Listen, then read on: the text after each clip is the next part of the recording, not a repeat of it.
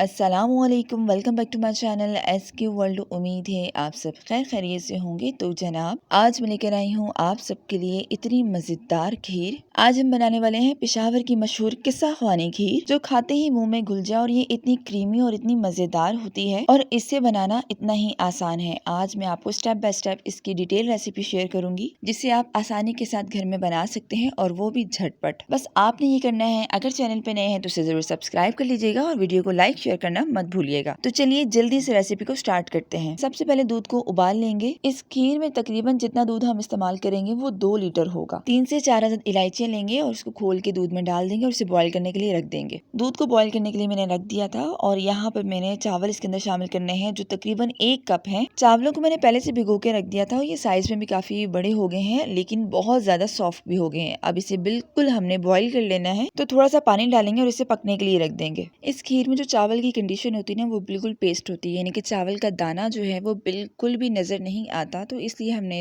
इसे अच्छी तरह से पका लेना है और इसको हम ब्लेंडर जार में डालेंगे और इसका बिल्कुल फाइन सा पेस्ट बना लेंगे। चावल ग्राइंड होने में थोड़ा सा परेशान करते हैं, तो हम थोड़ा सा इसके अंदर पानी डालेंगे ताकि ये आसानी के साथ बिल्कुल फाइन सा पेस्ट बन जाए। तो बस यहाँ पर सारे के सारे चावल जो है वो अच्छी तरह से पिस गए हैं। दूध बॉईल होते ही चावलों का पेस्ट इसके अंदर शामिल करना है और इसे अच्छी तरह से मिक्स करना है। चावलों को जैसे ही हम दूध में शामिल करेंगे तो थोड़ी थोड़ी सी इसमें गुठलियां सी बनेगी, तो आपने स्पून को मुसलसल चलाते रहना है और हल्का हल्का सा गुठली पे प्रेस करना है ताकि ये अच्छी तरह से मिक्स हो जाए। खीर में किसी भी किस्म के लम्स नहीं बनने चाहिए, वरना जो खीर है ना वो बिल्कुल फेल हो जाएगी। वक्तन फवक्तन इसमें स्पून चलाते रहना है और इसे मीडियम फ्लेम पे पकाना है। खीर को मैंने पकने के लिए छोड़ दिया है। यहाँ दूसरी तरफ किस्सा ख्वानी खीर का मेन इंग्रेडिएंट ये है कि हमने इसमें 7 से 8 अदद पापे, यानी कि रस भी कह सकते हैं आप इसको, ये इसमें डालने हैं। कैसे डालने हैं मैं आपको बताऊंगी। इन्हें तोड़ना है और एक मिक्सी जार में डाल देंगे। उसके बाद हम थोड़ा सा पानी डालेंगे या फिर दूध भी डाल सकते हैं, लेकिन यहाँ पर मैं दूध डाल रही हूँ, यानी कि 1 मग आप इसके अंदर दूध डाल दें और इसका पेस्ट बना दें। थोड़ा सा ये रनी होगा तो कोई मसला नहीं है। इसका काम है खीर में जाके उसको गाढ़ा करना और उसे बहुत क्रीमी बना देना। तो बस यहाँ पर ये हो गया तैयार। इसे भी खीर में शामिल कर देंगे। इससे इसका टेस्ट बहुत कमाल का हो जाएगा। आप देख रहे हैं कि खीर में मैंने अभी तक शुगर ऐड नहीं किया। इसमें जो चीनी है ना वो थोड़ा सा अलग तरीके से डलती है, यानी कि कैरमल बना के हम इसके अंदर डालेंगे। 1 कप इसके अंदर चीनी डालेंगे और इसमें थोड़ा सा पानी डालेंगे और पानी डालने के बाद इसका कैरमल बना देंगे। जैसे ही इसका कलर चेंज होने लग जाए तो फिर हम इसे खीर में शामिल कर देंगे। तो देखिए आसानी से चीनी मेल्ट होगी। मेल्ट होने के बाद इसका कलर चेंज होने लग गया और उसके बाद हम इसमें थोड़ा सा पानी डालेंगे ताकि इसका मजीद जो है कलर डार्क ना हो, वरना जो चीनी है ना वो कड़वी हो जाएगी। ये स्टेप आपने बहुत ही ध्यान से करना है। इसका डार्क कलर नहीं आने देना, वरना जो खीर में जब ये जाएगा कैरमल तो ये बिल्कुल कड़वा कर देगा उसे। बस इतना ही। कलर जब चेंज हो जाए उसके बाद हम इसके अंदर पानी डालेंगे ताकि इसका कुकिंग प्रोसेस बंद हो जाए। और कैरमल जो है वो थोड़ा सा सख्त हो जाता है, लेकिन जब इसमें पानी पकता है और पानी जब गर्म होता है तो वो कैरमल को बिल्कुल मेल्ट कर देता है। इसे हम शामिल कर देंगे खीर में और इसे अच्छी तरह से मिक्स कर देंगे। यहाँ पर फ्लेम को बिल्कुल मैंने लो किया हुआ है। स्पून चलाते हुए इसे हमने मजीद 5 से 10 मिनट पकाना है। उसके बाद इसमें जितने भी आपके घर में ड्राई फ्रूट्स मौजूद है ना वो सारे के सारे इसमें डाल देने हैं। 2 या 3 मिनट इसे मजीद पकाना है। उसके बाद फ्लेम को ऑफ कर देना है। तो बस यहाँ पर तैयार होगी हमारी मजेदार सी खीर। अब इसे जल्दी से हम प्यारे से बर्तन में ट्रांसफर करेंगे और उसके बाद बादाम को मैंने बारीक बारीक सा कट करके रख दिया था